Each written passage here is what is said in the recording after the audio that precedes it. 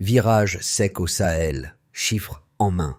En 2023, le Burkina Faso attribue alors 18 milliards de dollars de recettes, contre environ 12 milliards en 2022, et parle de plus de 3 tonnes d'or déplacées, pendant que la production est annoncée en hausse de 20 en 2024. Que signifie ce basculement pour la région et pourquoi Ibrahim Traoré revient-il dès qu'il est question de nationalisation partielle, d'audits fiscaux et de redistribution des gains vers l'infrastructure locale? Un modèle local peut-il faire école demain dans tout le Sahel? La promesse est claire. Comprendre comment un pays classé parmi les plus fragiles du Sahel a pu transformer la gestion de ses ressources naturelles en levier économique mesurable, sans s'effondrer sous les pressions annoncées. L'intérêt pour le lecteur tient en un point précis: saisir ce qui a réellement changé, au-delà des slogans, et ce que ces choix produisent concrètement sur les finances publiques, l'investissement et la stabilité régionale. Mais l'enjeu dépasse le cas burkinabé. Si le pari engagé sous Ibrahim Traoré tient dans le temps, il remet en cause un cadre économique hérité de plusieurs décennies, où la valeur extraite quittait le territoire plus vite qu'elle n'y restait. À l'inverse, s'il échoue, il servira d'argument à ceux qui défendent le statu quo et la dépendance aux capitaux extérieurs. C'est cette ligne de crête que cette analyse explore, entre résultats chiffrés, réactions internationales et effets internes encore inégaux. La question n'est donc pas seulement de savoir ce qui a fonctionné, mais pourquoi cela a fonctionné jusqu'ici et à quelles conditions ce mouvement peut durer. Dès l'ouverture, un chiffre bouscule le récit dominant. En 2023, les recettes issues de l'or atteignent 18 milliards de dollars, soit un bond net par rapport à l'année précédente, alors même que nombre d'analystes anticipaient une contraction après les réformes. Cette progression ne se limite pas aux exportations. Elle s'accompagne d'une hausse annoncée de la production et d'une récupération massive d'arriérés fiscaux, signalant un changement de méthode plus qu'un simple effet conjoncturel. Sous la direction d'Ibrahim Traoré, l'État burkinabé a modifié la chaîne de valeur minière à un point précis: le contrôle. Pour comprendre, il faut revenir au cadre antérieur. Pendant des années, la gouvernance minière reposait sur des concessions largement favorables aux opérateurs étrangers, avec une fiscalité fragmentée et des mécanismes de contrôle faibles. Les revenus existaient, mais leur traçabilité et leur redistribution restaient limitées, alimentant une dépendance structurelle et un sentiment d'extraction sans retour. Le tournant intervient lorsque les autorités lancent des audits nationaux et une nationalisation partielle ciblée, non pas pour interrompre l'activité, mais pour en redéfinir les règles opérationnelles. Ce choix déclenche des réactions immédiates. À l'extérieur, des mises en garde évoquent la fuite des investisseurs et une baisse de la production. À l'intérieur, la mesure est perçue comme un rééquilibrage attendu, un retour de légitimité de l'État dans un secteur stratégique. Ibrahim Traoré devient alors le visage d'une approche qui privilégie la récupération de valeur avant l'expansion. Le résultat observable, à court terme, est paradoxal. Loin d'un effondrement, les flux se maintiennent et les recettes augmentent, suggérant que le problème n'était pas la capacité productive, mais la capture de la valeur. Cela éclaire la suite. Le cas burkinabé n'est pas seulement une hausse de chiffres, mais une réorganisation des leviers économiques. Reste à savoir si ce modèle peut dépasser la phase initiale et résister aux contraintes politiques et géopolitiques qui l'entourent. Dans cette phase initiale, la figure centrale n'est pas seulement une fonction institutionnelle, mais un point de convergence entre décisions politiques et effets mesurables. Ibrahim Traoré s'impose comme ce pivot parce que son rôle dépasse l'annonce des réformes. Il en assume le tempo et la cohérence. Là où les changements antérieurs étaient fragmentés, l'approche devient lisible, avec une priorité donnée à la récupération de contrôle avant toute promesse d'expansion. Cette lisibilité explique en partie la rapidité des premiers impacts observés. Sur le terrain, les effets apparaissent d'abord dans les zones minières. Des sites longtemps marginalisés voient l'activité se stabiliser, puis s'intensifier, non par une explosion des investissements étrangers, mais par une réorganisation des flux existants. Les audits et la présence accrue de l'État modifient leurs incitations, déclarer, tracer, reverser. Pour les travailleurs locaux, cela se traduit par une continuité de l'emploi et, dans certains cas, par une amélioration des conditions de paiement, là où les retards ont été fréquents. Du côté des finances publiques, l'impact est tout aussi rapide. Les recettes récupérées permettent de desserrer certaines contraintes budgétaires, offrant à l'exécutif une marge de manœuvre limitée, mais nouvelle. Des projets d'infrastructures locales, modestes à l'échelle nationale, mais visibles à l'échelle communautaire, deviennent les premiers signaux concrets du changement. Cette matérialité compte. Elle transforme une réforme abstraite en expérience vécue. Cependant, ces effets restent précoces et inégalement répartis. Ils reposent sur un équilibre fragile entre autorité politique, acceptation sociale et tolérance des partenaires extérieurs. C'est précisément cette fragilité qui donne tout son sens à la question suivante. Ces premiers résultats sont-ils un simple effet de lancement ou les fondations d'un basculement plus durable? Tout commence par une décision ciblée, mais symboliquement lourde. La nationalisation partielle de certaines entreprises minières et le lancement simultané d'audits fiscaux à l'échelle nationale. Cette séquence n'est pas improvisée. Elle répond à un diagnostic simple. Le problème central n'est pas l'absence de ressources, mais la dissipation de leurs valeurs.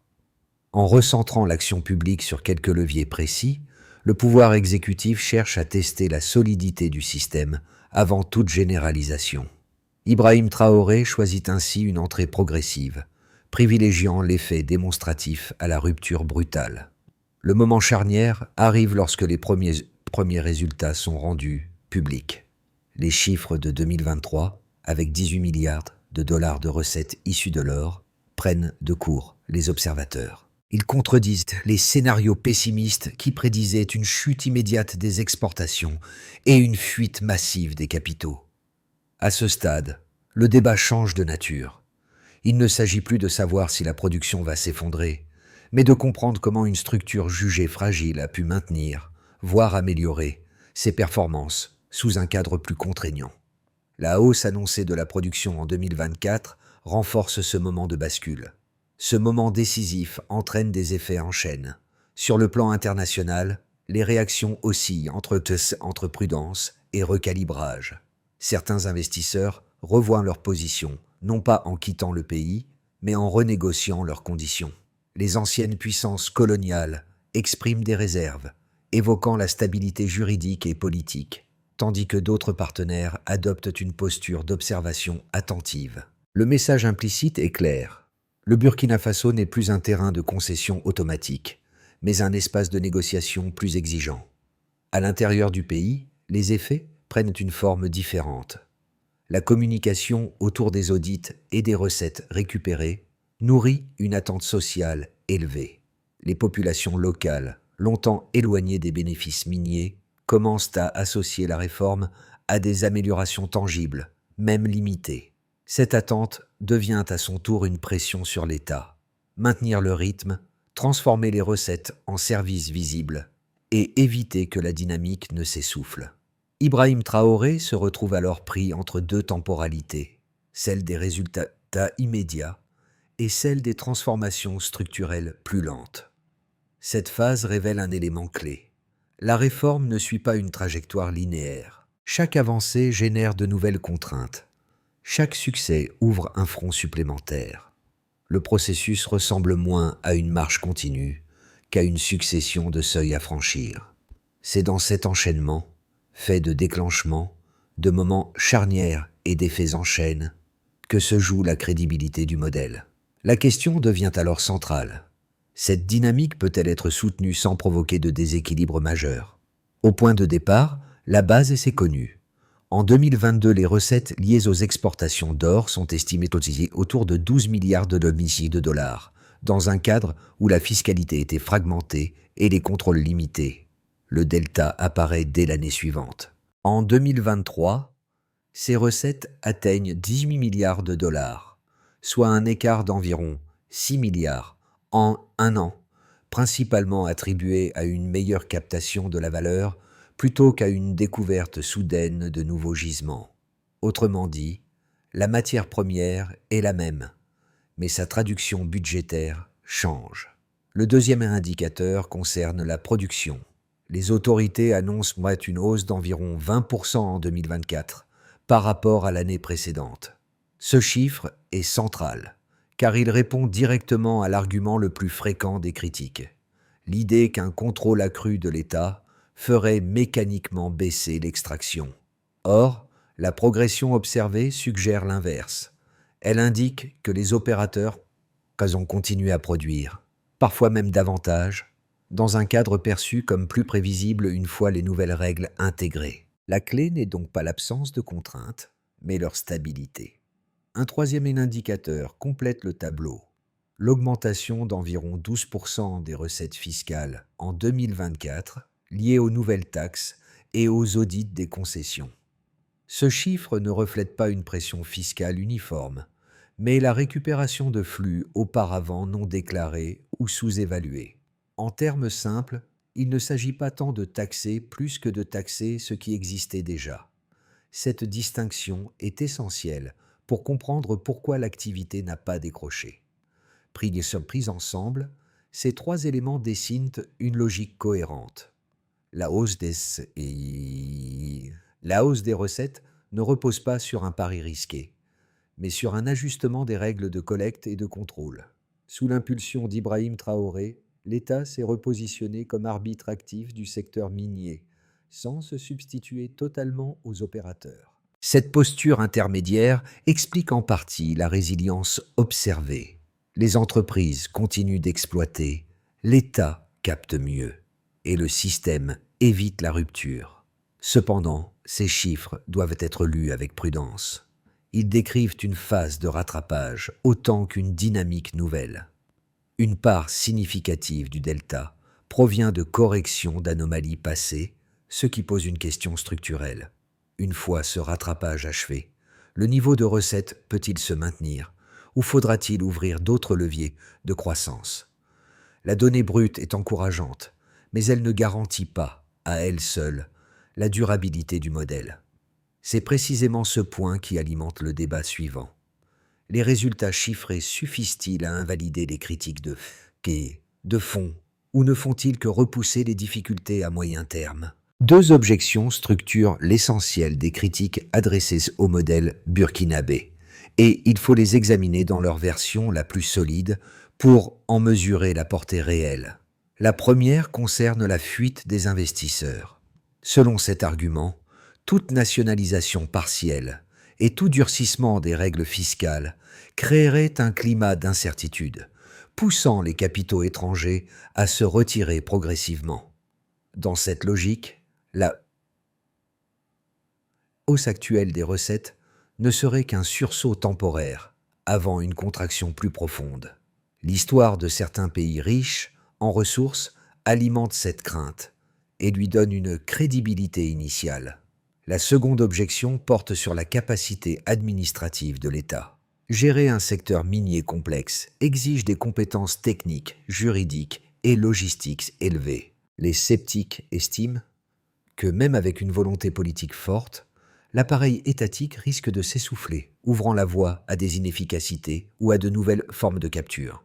À moyen terme, cette fragilité pourrait annuler les gains observés et réintroduire des déséquilibres connus. Face à ces deux arguments, les données disponibles apportent des réponses partielles mais concrètes. Sur la question des investisseurs, la continuité de la production et sa hausse annoncée en 2024 suggèrent que le retrait massif redouté ne s'est pas matérialisé. Les opérateurs semblent avoir intégré les nouvelles règles et ajusté leur stratégie plutôt que de quitter le terrain. Cela ne signifie pas une confiance totale, mais un pragmatisme économique. Concernant la capacité de gestion, les audits et la récupération d'arriérés fiscaux indiquent une amélioration relative du contrôle, même sans expertise parfaite. Sous la conduite d'Ibrahim Traoré, le modèle ne prétend pas éliminer ces risques, mais les contenir. Il mise moins sur une administration idéale que sur des mécanismes simples, visibles et politiquement soutenus. La question n'est donc pas de savoir si les objections sont infondées, mais si, à ce stade, les résultats observés suffisent à les tenir à distance. Ce point médian marque un déplacement décisif du regard. Jusqu'ici, l'analyse pouvait laisser croire à une simple séquence de rattrapage budgétaire, portée par des audits et une meilleure discipline fiscale. Or, le cœur du modèle se situe ailleurs, dans l'ordre des priorités. Sous Ibrahim Traoré, la logique n'a pas été de séduire d'abord les marchés pour stabiliser ensuite l'État, mais d'inverser la séquence. Le contrôle et la lisibilité interne ont précédé la recherche de validation externe. Ce changement de cadrage explique pourquoi certaines alertes internationales n'ont pas produit les effets attendus.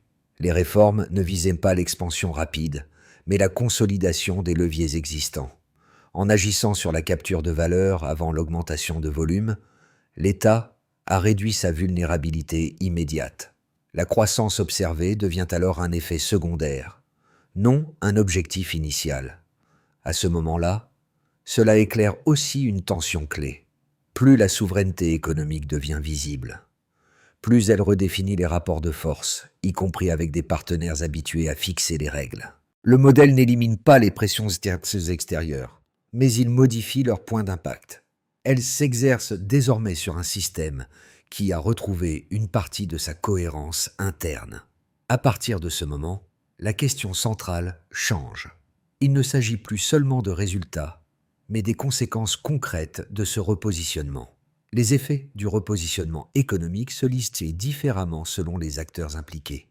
Et c'est dans cette diversité d'impact que la réforme prend toute sa mesure. Pour l'État burkinabé d'abord, les conséquences sont principalement budgétaires et politiques. La hausse des recettes issues de l'or et la récupération d'arriérés fiscaux offrent une marge de manœuvre nouvelle, même limitée. Cette marge permet de financer des projets ciblés sans recourir immédiatement à l'endettement extérieur, renforçant ainsi la crédibilité de l'action publique. Sous l'autorité d'Ibrahim Traoré, cette capacité accrue à agir devient un levier de légitimation interne. Pour les entreprises minières, le changement est plus ambivalent. Les règles sont plus strictes, les contrôles plus fréquents et la négociation moins asymétrique qu'auparavant. Cela implique des coûts d'adaptation et une réduction de certaines rentes. En contrepartie, le cadre devient plus lisible une fois stabilisé. Plusieurs opérateurs semblent avoir privilégié l'ajustement à la sortie, misant sur la continuité de l'activité plutôt que sur une confrontation ouverte. Cette posture pragmatique explique en partie la stabilité, voire la progression, de la production observée. Les populations locales constituent le troisième groupe, et probablement le plus sensible. Dans les zones minières, les retombées restent modestes, mais perceptibles. La continuité de l'emploi, la régularité accrue des paiements et l'apparition de projets d'infrastructures locales modifient la perception des réformes. Ces signaux ne transforment pas immédiatement les conditions de vie, mais ils créent un lien plus direct entre extraction et bénéfices collectifs. C'est à ce niveau que la réforme gagne ou perd sa crédibilité sociale. Enfin, l'échelle régionale et internationale forment le quatrième cercle d'impact. Les pays voisins, notamment au Sahel, observent attentivement cette expérience. Le cas burkinabé alimente un débat plus large sur la souveraineté économique et la capacité des États à redéfinir leurs relations avec les investisseurs et les anciennes puissances coloniales. Pour ces acteurs externes, le modèle porté par Ibrahim Traoré ne constitue pas un camp. Encore mais un précédent. Il montre qu'un rééquilibrage est possible sans effondrement immédiat, ce qui suffit à modifier les calculs stratégiques. Ces conséquences, prises ensemble, dessinent un tableau contrasté. Les gains existent, mais ils s'accompagnent de nouvelles attentes et de tensions renouvelées. La réforme ne ferme pas les débats, elle les déplace vers un terrain plus concret, où chaque acteur évalue désormais ses intérêts à l'aune d'un cadre profondément modifié. À court et moyen terme, l'évolution du modèle burkinabé peut être envisagée à travers 3 trajectoires plausibles, sans leur attribuer de probabilité. La première trajectoire repose sur une continuité prudente. Les recettes issues de l'or se stabilisent à un niveau supérieur à celui d'avant les réformes, tandis que l'État consolide ses mécanismes de contrôle sans élargir brutalement le périmètre d'intervention. Dans cette configuration, le Burkina Faso maintient un équilibre délicat. Assez de souveraineté pour capter la valeur, assez de prévisibilité pour éviter une rupture avec les opérateurs. Dans cette trajectoire, sous la conduite d'Ibrahim Traoré, l'accent est mis sur la consolidation plutôt que sur l'accélération. La deuxième trajectoire, plus favorable, se pose une extension maîtrisée des acquis. Les recettes minières servent de levier pour diversifier l'économie, notamment vers les infrastructures et l'agriculture, réduisant progressivement la dépendance à l'or. La lisibilité du cadre réglementaire attire des partenariats plus sélectifs, moins fondés sur la rente et davantage sur la transformation locale. À l'échelle régionale, cette réussite renforce la crédibilité du modèle et encourage des coordinations entre États du Sahel. Dans ce cas, la souveraineté économique devient un facteur d'attractivité plutôt qu'un frein. La troisième trajectoire, plus défavorable, met en lumière les fragilités. Une montée des pressions géopolitiques, combinée à des capacités administratives limitées, pourrait ralentir la dynamique. Des tensions avec certains partenaires extérieurs se traduiraient par des contraintes financières ou commerciales, tandis que les attentes sociales internes, élevées par les premiers succès, deviendraient plus difficiles à satisfaire. Si les recettes peut-être stagnent ou reculent, la légitimité du modèle serait rapidement mise à l'épreuve. Ces trois trajectoires soulignent un point commun. Rien n'est automatique. Les réformes ont ouvert un espace de choix, non une garantie de succès. La question clé n'est donc pas de prédire l'avenir, mais d'identifier le principe directeur. Si la priorité reste la cohérence interne et la transformation graduelle des recettes en bénéfices visibles, alors le modèle conserve une chance de s'inscrire dans la durée. À ce stade, l'expérience burkinabé cesse d'être un simple cas d'étude lointain et commence à interroger directement le lecteur, selon sa position et ses intérêts. Pour ceux qui observent l'Afrique à travers le prisme économique, le cas du Burkina Faso rappelle une évidence souvent négligée. La performance ne dépend pas uniquement du volume de ressources, mais de la manière dont leur valeur est captée et réinvestie. Les chiffres présentés montrent qu'un ajustement institutionnel peut produire des effets rapides, sans transformation technologique majeure. Pour les décideurs publics, l'exemple met en lumière un levier souvent sous-estimé, la séquence des réformes. Agir d'abord sur la transparence, le contrôle et la lisibilité interne peut créer un socle plus robuste que la recherche immédiate de capitaux extérieurs. Sous l'impulsion d'Ibrahim Traoré, cette logique invite à repenser la notion de crédibilité, non plus comme une validation externe prioritaire, mais comme une cohérence perçue par la population et les acteurs locaux. Pour les citoyens et observateurs engagés, enfin, le cas burkinabé pose une question plus fondamentale. Jusqu'où un État peut-il reprendre la main sur ses ressources sans générer de nouvelles dépendances ou de nouvelles fractures internes? Les premiers résultats montrent des bénéfices tangibles, mais aussi des attentes accrues. Comprendre cette dynamique aide à lire au-delà des discours, à distinguer les effets structurels des annonces politiques. En ce sens, cette trajectoire ne fournit pas de recette universelle, mais un cadre de réflexion. Elle invite le lecteur à déplacer son regard, moins sur les promesses, davantage sur les mécanismes. C'est dans ces mécanismes, souvent invisibles, que se jouent les transformations durables. Si l'expérience burkinabé devait être traduite en une logique d'action, elle tiendrait moins à des mesures spectaculaires qu'à une séquence lisible de décisions. Le premier levier reste la transparence opérationnelle. Les audits des concessions minières ont montré qu'une cartographie claire des flux, même imparfaite, permet de récupérer rapidement une part significative de valeur. Cette étape ne requiert pas une capacité administrative idéale, mais une volonté politique soutenue et des objectifs circonscrits. Le deuxième levier concerne la hiérarchisation des priorités. Plutôt que de multiplier les réformes simultanées, l'approche a consisté à concentrer l'effort sur un secteur clé, puis à stabiliser les règles avant d'élargir le périmètre. Sous la direction d'Ibrahim Traoré, cette discipline a limité les effets de dispersion et rendu les résultats plus lisibles pour la population comme pour les opérateurs économiques. Elle réduit également le risque d'un rejet global du cadre réglementaire. Un troisième levier touche à l'usage des recettes. La transformation de revenus exceptionnels en bénéfices visibles, même modestes, constitue un facteur décisif de durabilité. Infrastructures locales, services de base, régularité des paiements. Ces éléments agissent comme des preuves concrètes que la souveraineté économique n'est pas un concept abstrait. Sans cette traduction matérielle, la légitimité du modèle s'érode rapidement. Enfin, le dernier levier est temporel. La réforme gagne à être présentée comme un processus, non comme un aboutissement. Cette posture crée un espace d'ajustement, où les erreurs peuvent être corrigées sans remettre en cause l'ensemble du cadre. La question qui s'impose alors est simple mais déterminante. Ces leviers seront-ils consolidés dans la durée ou dilués par les contraintes politiques et géopolitiques à venir? Au fil de cette trajectoire, un motif revient avec insistance, la correction des comptes comme acte fondateur.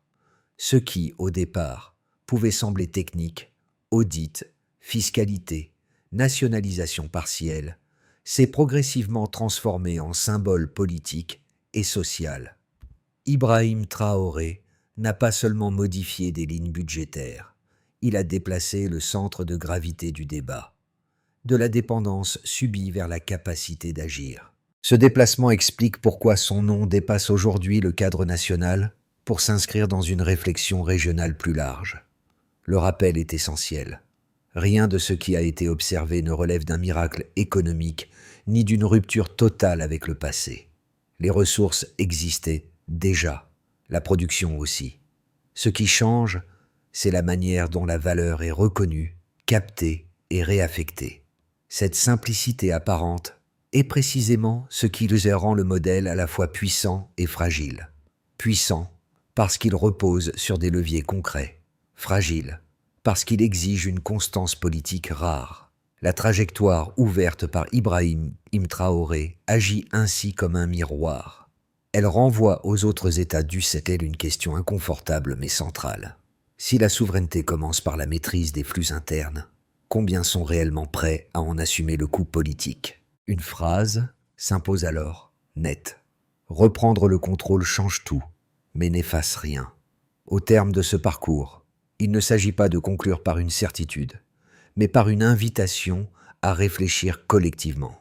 Le cas du Burkina Faso, sous l'impulsion d'Ibrahim Traoré, ne propose ni modèle clé en main, ni solution universelle.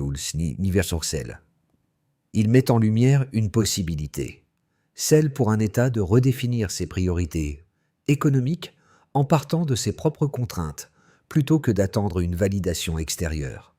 Cette possibilité en soi suffit à déplacer les cadres habituels du débat.